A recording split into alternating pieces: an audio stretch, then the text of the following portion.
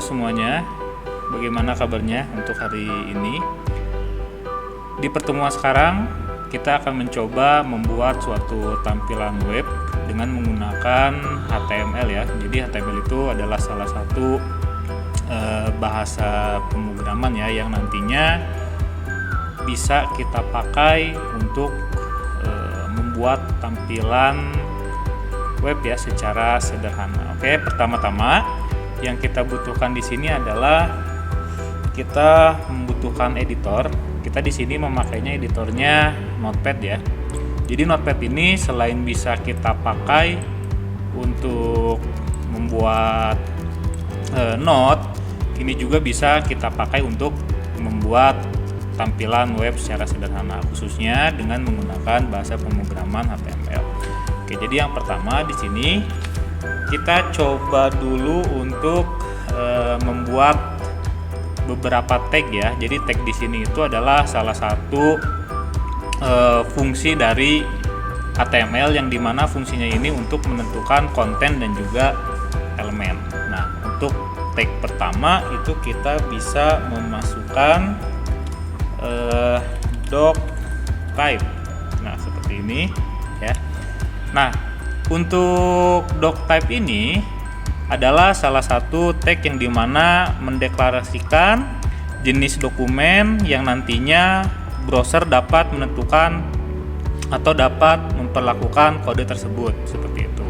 Jadi di doc type ini wajib, atau tag doc type ini wajib kita berikan ya untuk di awal, tapi hanya dalam satu kali penulisan aja atau satu kali perintah aja.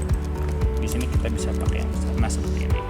Oke, yang berikutnya kita memasukkan tag untuk HTML-nya ya. Jadi di sini maksudnya adalah bahasa yang akan kita pakai atau tipe dari bahasa yang kita pakai untuk nantinya menjadi tampilan web itu adalah HTML. Yang berikutnya kita masukkan yang namanya tag head. Nah, tag head ini sama kayak misalkan di dalam Office ya, kayak misalkan ada batas atas dan batas bawah. Nah, head ini adalah salah satu batas atas kita menentukan judul ya, judul apa yang nantinya akan kita pakai dalam web atau tampilan template yang kita buat. Lalu yang berikutnya di bawah dari head itu kita bisa memasukkan yang namanya tag title, seperti ini penulisannya. Nah, untuk title seperti namanya, kita memberikan suatu keterangan kira-kira judul apa sih, atau misalkan keterangan atau template apa sih yang akan kita pakai dalam pembuatan HTML-nya. Misalkan di sini kita coba membuat yang namanya title-nya di sini belajar HTML. Nah, gini ya, misalkan kita udah bikin title-nya belajar HTML. Lalu seperti apa instruksi berikutnya?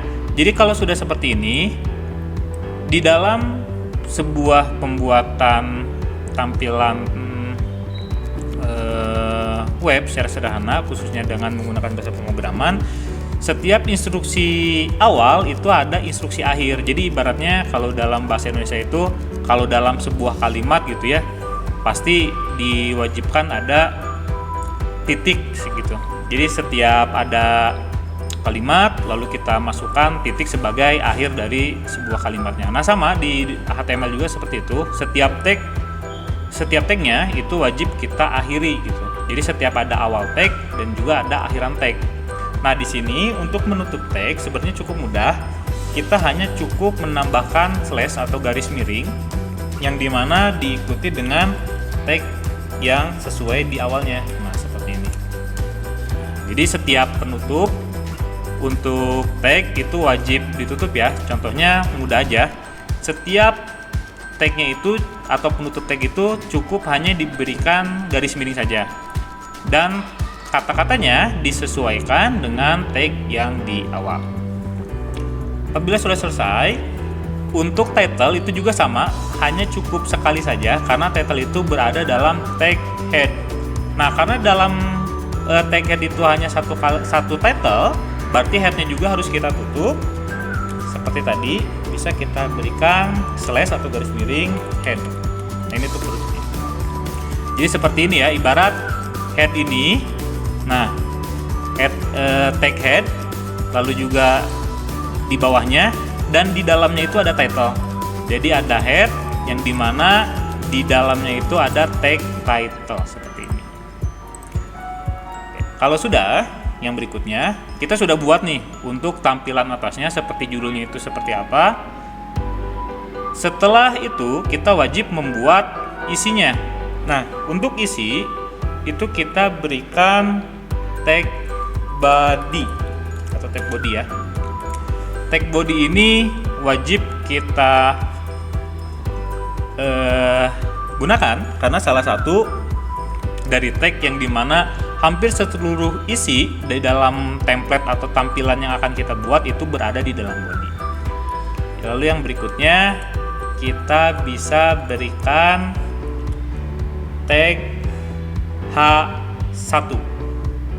Nah, tag H1 itu bisa disebut juga tag heading ya, yang dimana untuk headingnya ini adalah salah satu bentuk dari judul gitu. Setiap kalau kita lihat di dalam tampilan template atau web yang kita punya, itu suka ada judul dan sebagainya. Nah, itu biasanya pakainya heading. Nah, untuk heading di sini semakin besar headingnya, kayak misalkan heading 1, 2, 3, dan 4. Jadi semakin besar headingnya, itu size dari fontnya akan semakin kecil. Jadi yang paling besar itu H1. Kalau misalkan kita pakai heading 2, berarti H2, dan nanti size-nya itu akan lebih kecil dari yang H1 dan seterusnya. Jadi intinya heading itu semakin besar heading, maka size fontnya akan semakin kecil. Misalkan di sini kita pakai H1, di sini kita masukkan materi 1. Lalu kita tutup juga tagnya dengan /H1. Nah, ini sebagai awalan aja ya. Misalkan kita berikan judul materi 1. Kalau misalkan sudah, kita harus menutup juga tag body-nya /body. Ya. Di sini misalkan kita sudah beres, dari di dalam body, di dalam isian template-nya nanti akan ada judul materi 1 kalau sudah /body. Nah, sekarang kalau kita lihat kira-kira apakah prosesnya sudah selesai atau mungkin ada nggak sih tag yang belum ditutup? Ada ya, yang belum ditutup itu adalah tag HTML atau /HTML ini belum kita tutup nih, yang paling atas nih. Jadi kita berikan di bawah bodinya /HTML. Jadi ini sekarang sudah lengkap untuk minimal kita bisa melihat dulu tampilan awal atau tampilan sederhana template dari web menggunakan bahasa HTML. Jadi di sini bisa dilihat dulu ya. Yang pertama itu ada tag doctype. Lalu yang berikutnya itu ada tag HTML. Lalu yang berikutnya itu ada tag head. Dan di dalam tag headnya itu ada tag title. Lalu di bawahnya kita tutup lagi tag headnya dengan /head. Ya, sama halnya. Jadi setiap instruksi yang atau tag yang memiliki awalan itu harus juga ditutup dengan tag yang ikut menutupnya juga, seperti menggunakan /HTML. Nah, kalau sudah prosesnya seperti ini, baru kita coba untuk save. Jadi setelah beres seperti ini, untuk melihat hasilnya kita harus melakukan save terlebih dahulu. Kita menggunakan di sini save as, klik save as, dan kita tentukan kira-kira kita akan copy di mana filenya. Misalkan Bapak di musik aja ya. Nah, yang pertama ketentuan berikutnya.